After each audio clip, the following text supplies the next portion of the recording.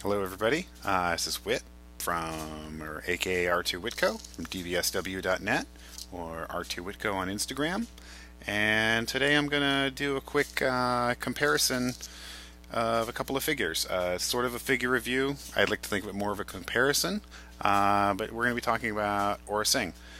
This is the Aurra Sing from the Vintage Collection card here, and of course, here is the Aurra Sing from the Vintage Collection, and we're going to be comparing her to the Aurra Sing from the Clone Wars collection. And both are great figures.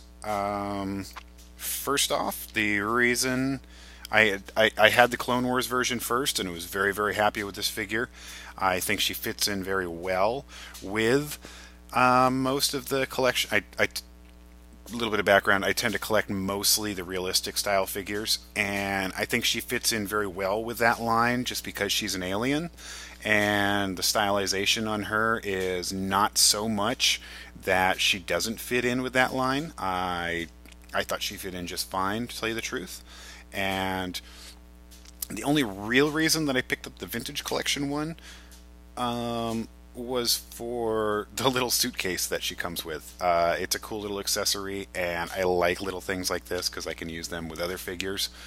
This one happens to come with, inside the suitcase, it comes with 3 little lightsaber hilts, and they're all really nice little sculpts.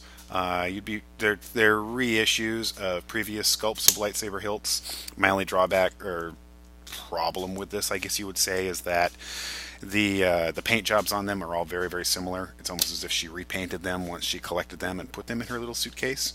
But let's get into the details of the two figures, the differences mostly. Both have very, very similar articulation.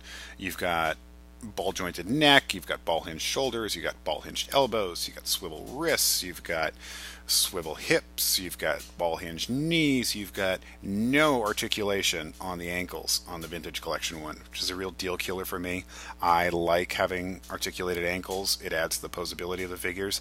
And the other big difference on the two of them is that the Vintage Collection only has a swivel torso. It doesn't rotate in any way. Well, it rotates, but it doesn't. It doesn't have a ball joint on it like the Clone Wars one does. The Clone Wars one has a nice ball joint in the torso, which adds. She can do a nice little bit of a lean. You can add some much more dramatic poses to that. And other than that, she has all the same articulation aside from the ankles. Ankle articulation is really important to me. I like to set up and pose my figures for photographs, and the ankle articulation adds quite a bit to that. Only real major difference besides the Clone Wars stylization from the cartoon and the realistic version of the Vintage Collection one is the holsters on the hips. The vintage style one, the holsters are connected to the belt. They're separate from the figure themselves. Got little straps around the thigh here, which are very, very nice. You still get a lot of motion in the hips, and the guns fit in there very, very nicely. With the Clone Wars one, again, the guns fit in there very nicely. The holsters are sculpted onto the thigh of the figure, but honestly, it works well. It's done really, really well. Props to Hasbro on that one. The vest is removable on both figures if you want them to be, and yeah, as I said, the face sculpts are a little bit different. The Clone Wars one's a little more stylized. The Vintage Collection's a little bit more realistic. Same with the hair. But honestly, like I said, she's an alien. It doesn't really matter too much. The antenna on the Clone Wars one is sort of this big, thick, white thing that's stuck into the side of her head. I've been tempted to remove it and replace it with a small pin or a nail of some sort, just to give her that little silver antenna that she tends to have. They did a nice job of sculpting that on the Vintage Collection one. One friend was asking how mine is so straight, and I think that's just luck of the draw. I guess his has been bent, and he's tried a few different methods to try and straighten it out without any luck. I was fortunate enough that mine is not bent.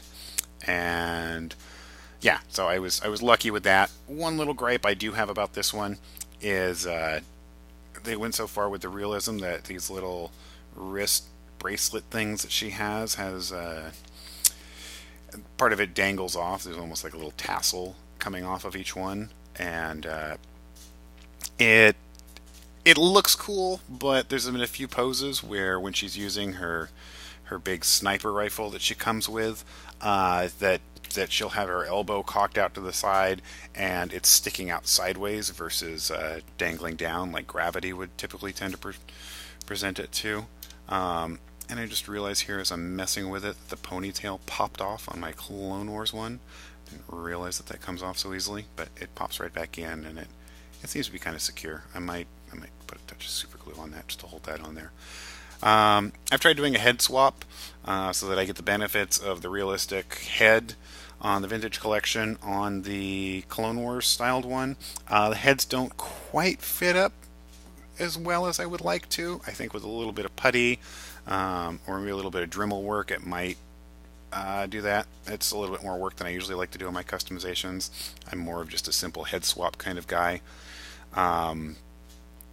So yeah, overall, it's hard to say for me as to which one I like better. It mostly depends on what shot I'm going for. If I'm going for a very dynamic pose, I'd probably be more likely to use the Clone Wars version because of the ankles, the articulation on the ankles, that is. And if she's just sort of a static pose and I want a little bit more realism and a close-up pose, I might go with the Vintage Collection one. So yeah, those are my thoughts on Aurra Sing. It's kind of hard to say which one I like better. They're both great figures. And yeah, if you have any thoughts, please leave me a comment as to which you prefer and why. I'm kind of curious to see what other people have to say. And hopefully you can expect more of these types of videos from me. I definitely have opinions on most action figures, so I will try my best to try and get more videos like this up. All right, thanks everybody for tuning in, and I'll talk to you soon.